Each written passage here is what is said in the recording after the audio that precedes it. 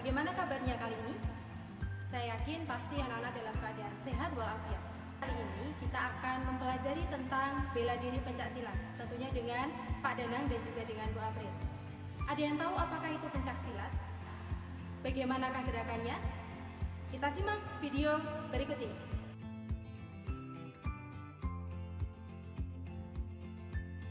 KD 4 Bela Diri Pencaksilat kelas 10 SMA Islam Al-Azhar 7 Solo Baru.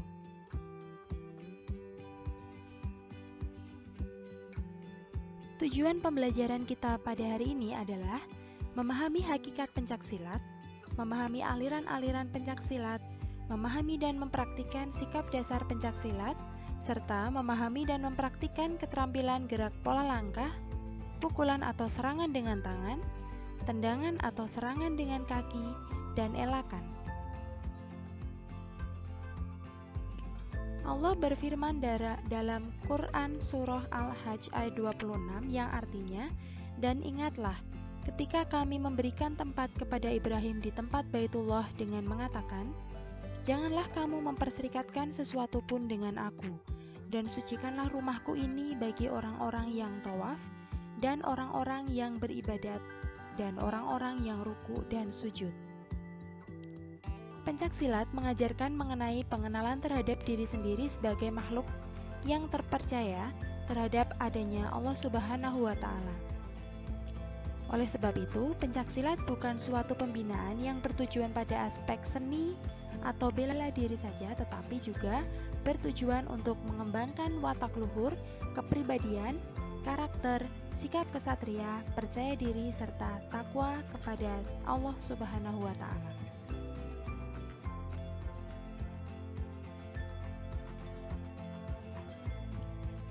Yang akan kita pelajari adalah hakikat pencaksilat, unsur-unsur pencaksilat, teknik dasar pencaksilat, serta sarana dan prasarana pencaksilat.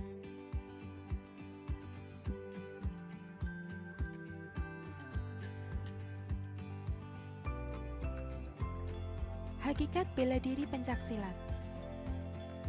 Pada umumnya, gerakan bela diri pencaksilat bertujuan untuk membela dan melindungi diri dari gangguan fisik. Dengan demikian dapat diartikan bahwasanya pencaksilat menurut IPSI adalah hasil budidaya manusia Indonesia untuk membela dan mempertahankan eksistensi atau kemandirian dan integritas terhadap lingkungan alam dan sekitarnya untuk mencapai keselarasan hidup dalam meningkatkan iman dan takwa kepada Tuhan Yang Maha Esa.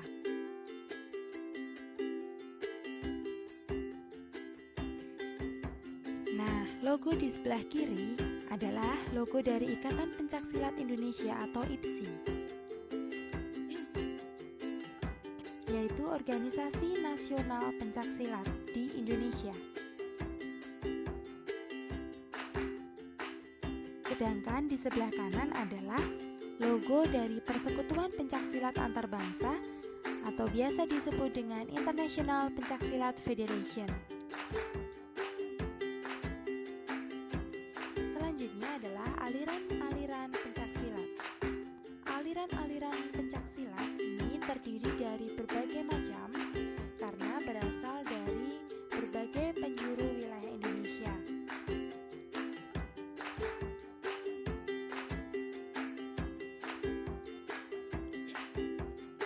Selanjutnya adalah unsur-unsur pencaksilat. Pencaksilat mengandung unsur olahraga di dalamnya.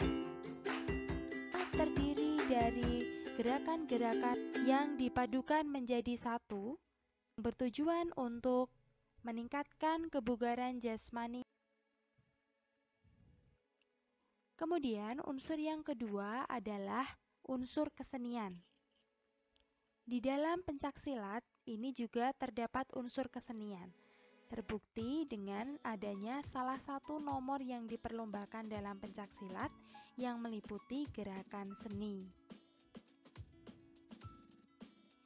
Yang ketiga adalah unsur bela diri. Seperti tadi yang disebutkan di awal bahwasanya hakikat dari pencaksilat itu adalah untuk membela diri. Yang keempat, pendidikan mental kerohanian. Dalam pencaksilat mengajarkan bahwa kita harus mempunyai mental seorang pesilat. Kemudian juga mengusung pendidikan kerohanian, karena di dalamnya mengajarkan tentang takwa kepada Tuhan Yang Maha Esa. Unsur yang terakhir adalah persaudaraan menuju persatuan. Ini terbukti di mana di seluruh wilayah Indonesia, walaupun dengan beragam nama dari pencaksilat, mereka diwadahi dalam satu organisasi nasional yang disebut dengan IPSI. Yang ketiga, kita pelajari tentang teknik dasar dalam pencaksilat. Yang pertama, sikap dasar berdiri.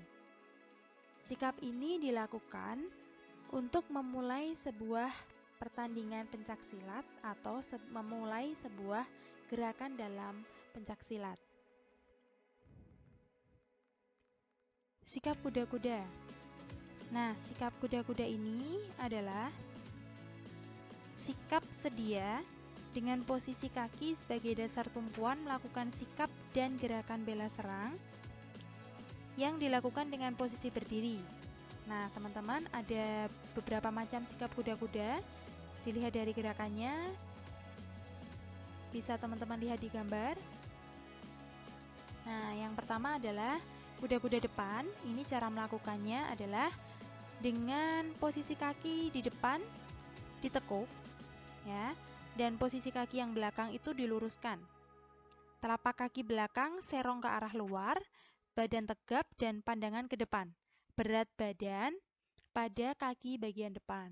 Untuk kuda-kuda belakang, dengan bertumpu pada kaki belakang, tumit yang dipakai sebagai tumpuan tegak dengan pinggul, posisi berat badannya berarti di belakang ya teman-teman.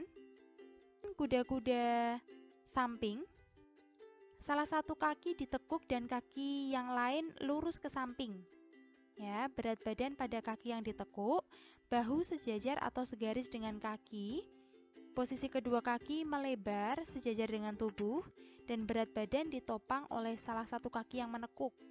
Untuk kuda-kuda tengah, ini dilakukan dengan menekuk kedua kaki, ya, dengan berat badan berada pada titik berat badan tengah, ya, kedua kaki melebar sejajar. Dapat juga dilakukan dengan posisi yang menyerong, teman-teman.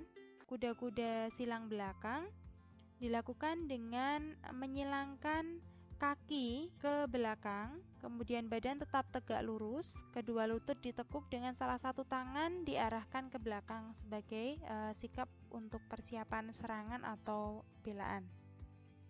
Yang terakhir adalah kuda-kuda silang depan. Caranya adalah menyilangkan satu kaki ke depan, berat badannya di kaki depan, ya. Kaki yang di belakang itu meringankan sentuhan dengan ibu jari atau ujung jari kaki. Nah, pandangannya lurus ke depan. Oke, kemudian ada sikap duduk. Nah, pada dasarnya sikap duduk ini digunakan untuk mengawali serangan yang bisa dilakukan dari bawah. Selanjutnya kita akan mempelajari tentang sikap pasang.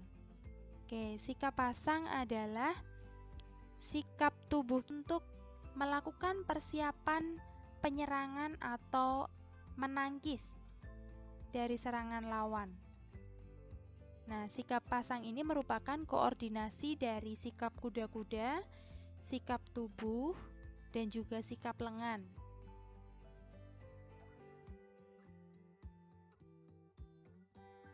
Pola langkah dalam pencaksilat ini harus dikuasai oleh seorang pesilat. Merupakan perubahan injakan kaki dari sudut tempat ke tempat yang lainnya. Ada poin 1 sampai dengan poin 7. Untuk menjatuhkan lawan, tentunya kita harus bisa melakukan serangan untuk sesekali. Nah, teknik menyerang yang paling basic adalah teknik pukulan. Teknik pukulan merupakan teknik serangan yang dilakukan dengan tangan ataupun dengan siku. Nah, ingat, nggak boleh asal pukul ya. Pukulan serangan tangan yang diarahkan ke depan. Bisa juga pukulan ini dilakukan dari bawah. Selanjutnya adalah serangan tangan atas. Lalu ada pukulan tangan dari samping. Pukulan siku ini dilakukan jika posisi lawan berada di dekat kita.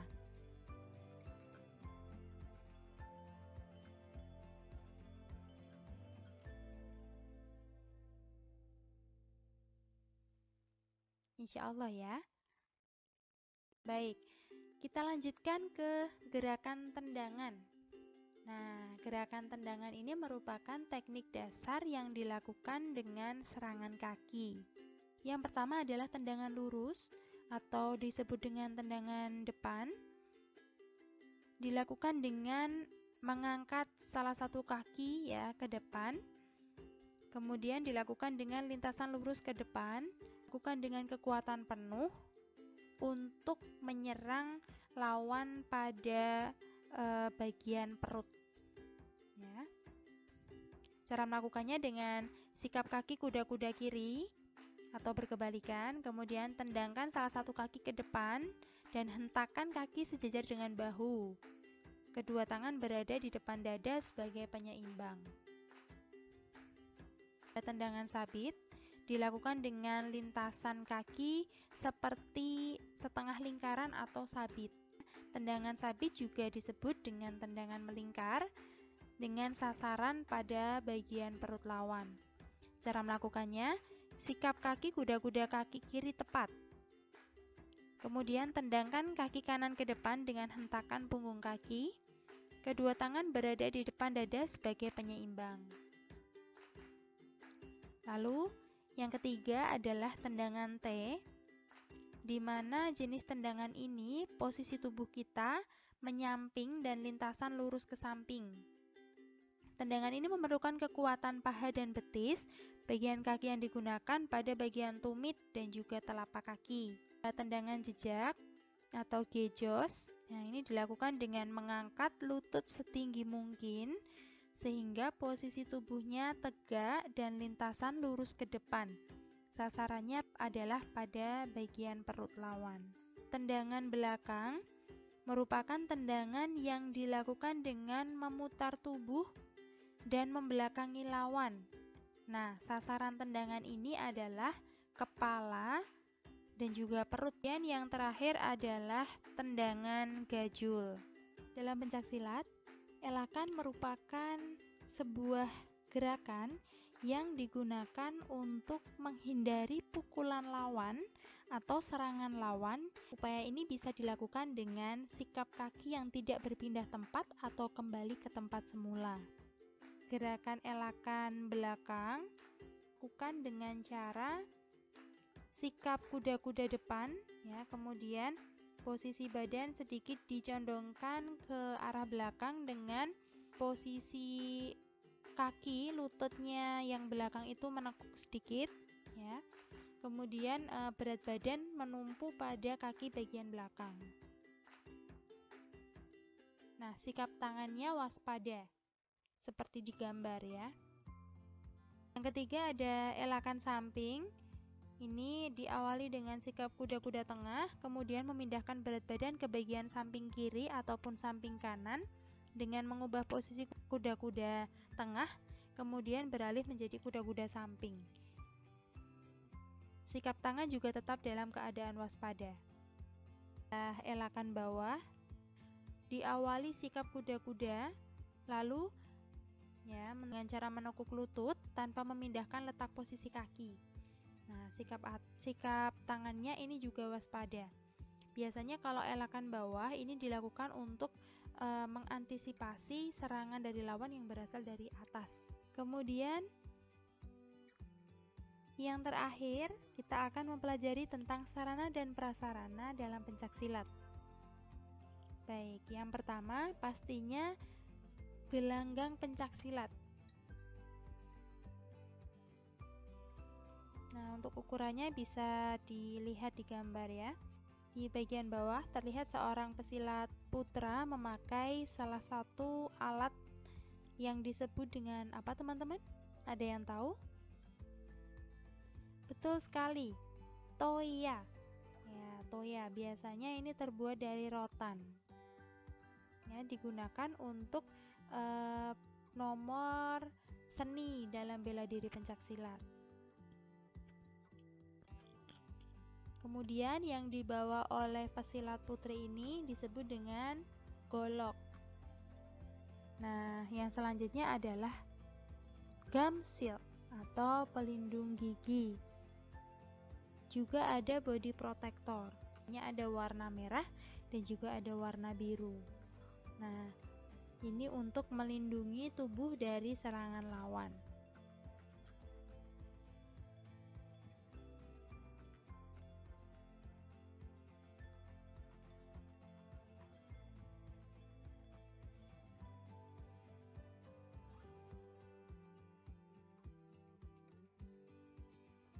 Di SMA Islam Al-Azhar 7 Solo Baru, kita kenal bela diri yang disebut dengan ASBD atau Al-Azhar Seni Bela Diri. Kira-kira apakah gerakannya sama dengan pencaksilat? Bagaimanakah gerakannya? Kita simak video berikut ini.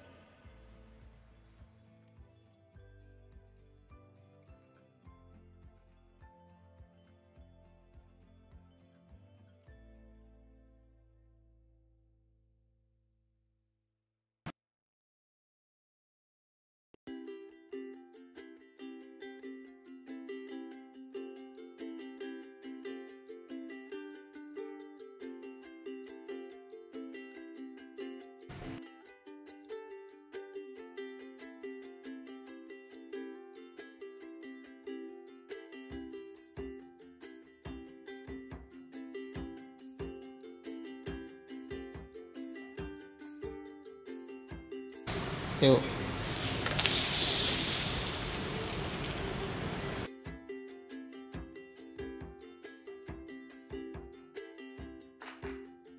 Yuk.